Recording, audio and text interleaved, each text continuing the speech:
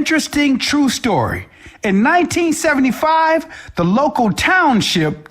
Sweetie, I normally like your stories. I do, but not now, okay? I'm going to miss Ellis. Okay. Quiet. Listen. My buddy Keith tried camping out on top of a building once. He was shooting crows, but the police were too busy tear gassing him to ask what he was doing up there. He screamed for an entire year every single time he opened his eyes. Oh, man. At first it was funny. Then it just got sad, but then it got funny again. Oh, man.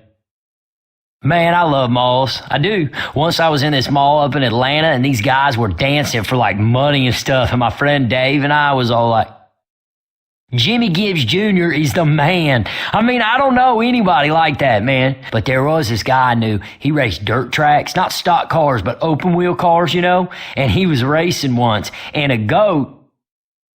I knew this guy who was trying to set the world record on staying on a Ferris wheel. He'd been up there like 2 days or something, and he wanted some beer, but they weren't giving him any, so he got this rope. Now, don't ask me where he got the rope from. And I ever tell you about the time me and Keith made homemade bumper car ride with ride mowers in his backyard? Mower blade wounds over 90% of his body. I didn't run him over either. He somehow managed to fall under his own. I ever tell you about the time my buddy Keith drowned in the Tunnel of Love? You wouldn't think it could happen because the water's so shallow, but that's how it gets you, man. Overconfidence. Keith was with his lady at the time, and he was yelling for her to save him, but she didn't want to get wet. I ever tell you about the time me and Keith snuck a paintball guns on a roller coaster? I never heard of anybody else doing it, so I thought we might invent a sport. So Keith called the patent office, but I ever tell you about the time my buddy Keith fell out the roller coaster? Yeah, he didn't drop forward, mind you, just onto the tracks, but the carnival people wouldn't stop the ride because all the other people paid good money and Keith snuck on for free, so he had to dodge for like 20 minutes or so. I ever tell you about the time Keith and I made fireworks? Now, I didn't know shit about chemistry, but Keith figured gasoline burns, doesn't it? Third-degree burns on 95% of his body. Man, people in the next city over were calling to complain about the smell of burning skin. I ever tell you about the time Keith tried to deep-fry a turkey? Third-degree burns over 90% of his body. His doctor called up, like other doctors, to look at him because they'd never seen burns on top of existing burns. Man, all this mud reminds me of my friend Keith. Yeah, he was going to build a shack once to live in and all. And I know most people here, they build houses and they become shacks. But Keith, he was about jumping right to the shack stage. But he had no wood. So he got some mud and was making what we were all thinking was going to be these adobe bricks, you know, like when the people out west made bricks and shit. Well, he had mud and... I ever tell you about the time my buddy Keith got rolled by a gator in a swamp? Man, he didn't agonize it or nothing. We were just trying to grab two so we could piss him off and get him into a fight. Well, anyway, the third time Keith went under, I realized something was wrong. So I ever tell you about the time my buddy Keith drove his car off a cliff, broke both his legs? Hey, it's not a funny ha-ha story so much as it's a make-you-think story. For instance, windshields look pretty durable, right?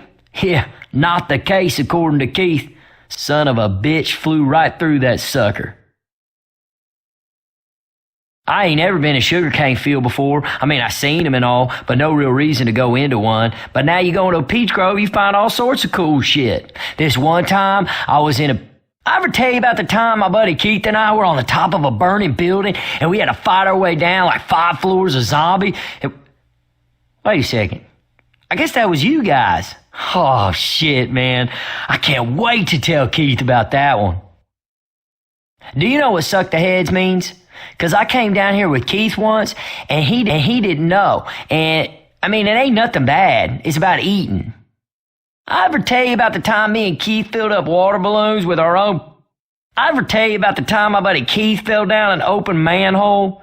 He was unconscious down there for like a week. During that time, unbeknownst to Keith, they paved over him. Keith had to... My buddy Keith lived in a graveyard once for a whole year. It wasn't a dare or nothing. He just got kicked out of his house. He said he never saw a single ghost except this one time when a ghost stabbed him from behind and took all his money. And he might have just been a homeless guy because he had a robe on with 2 eyes cut out his face. One time, the Army bombed my buddy Keith. He went camping and didn't bother to read the signs, and I guess they were just testing bombs that day. All sorts of stuff, too, not just regular bombs, like biological nerve gas bombs, shrapnel bombs, these bombs that break up into the air to like 100 smaller bombs. Okay, but there was a goat. You know what I like best about your stories, Ellis? The sound they make when they stop.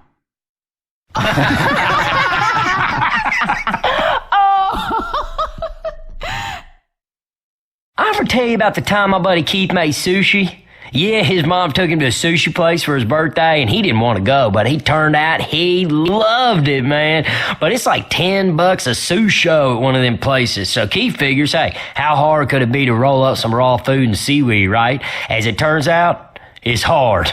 Now, they say experience is the best teacher, and experience taught Keith that if you ever eat 3 pounds of raw chicken, it kills you. Now, luckily, Keith's brain went into self-defense mode and started shutting organs down to head the chicken off with the pass, and the doctors were able to get him out before his heart stopped. But to this day, Keith has no sensation in his right foot and doesn't recognize his brother Paul no more. This one time, my buddy Keith started up a historic tour on account his mom took him to Colonial Williamsburg, and it's like a license to print money at them places. I ever tell you about the time my buddy Keith snuck into a wedding? He thought he was being smart, getting all dressed up and but it seems the preacher wasn't there, and they all thought he was the preacher, and well, he married him the best he could. I think that counts for them being married, but I don't know, maybe not. I think they named one of their... I ever tell you about the time my buddy Keith got married? Of course not. That's a trick question, because he never did get married. You know, you always hear about them runaway brides. Well, Keith, he was a runaway groom on his wedding day. Yep, all started when he... Now, you might ask yourself how an honest attempt to recreate the majesty of colonial times turned into raccoon fights at $5 a pop at Keith's backyard. Man, the answer to that particular question is that Keith is sharing a place with his 2 brothers and then being assholes who wouldn't let him do it anywhere but the backyard. Well, add that to Keith didn't technically have any, history to put on display, but he did have a whole family of raccoons living in the chassis of an old car. And you begin to understand. Hey, y'all. Yeah, I like this bridge you got. This reminds me, my buddy Keith and I were once on a bridge just like this, man. Well, kinda. I mean, I was on the bridge, and Keith was sure he could jump the river without the bridge.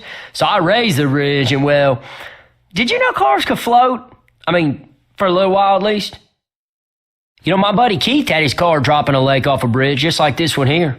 Yeah, see, he was driving over it late at night, and there in the middle of the bridge was what looked like, in Keith's estimation, like a dead bear. So Keith gets out his car to find like a stick to poke at it, right?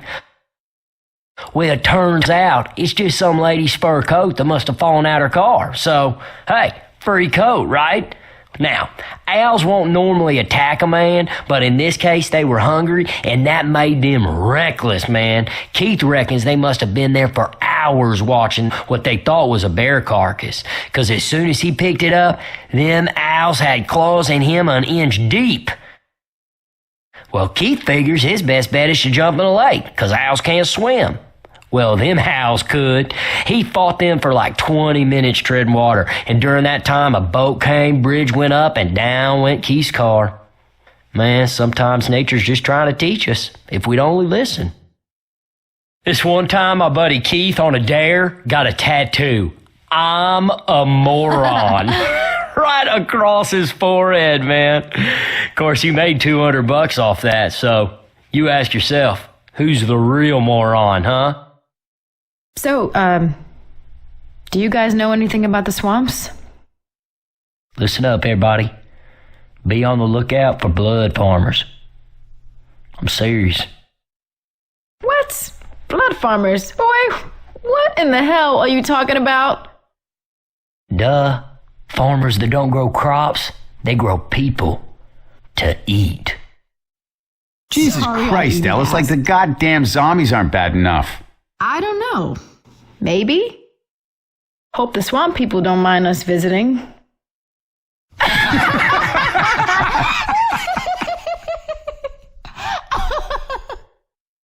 You asked me that last year? It would have been 10 zombie movies. Now, probably a documentary on how to make toilet paper. A month ago, I would have picked 10 zombie movies. Now, like 10 documentaries on how to build shelter, catch food, and make toilet paper. Zombies are real. I knew them movies were true. Yeah, no, I'll see my share of horror movies. Hey, Zoe, we're actually headed to an island. Top 10 desert island movies, go.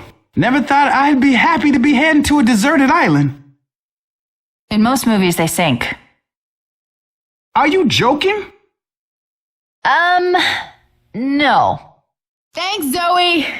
Us women gotta work together.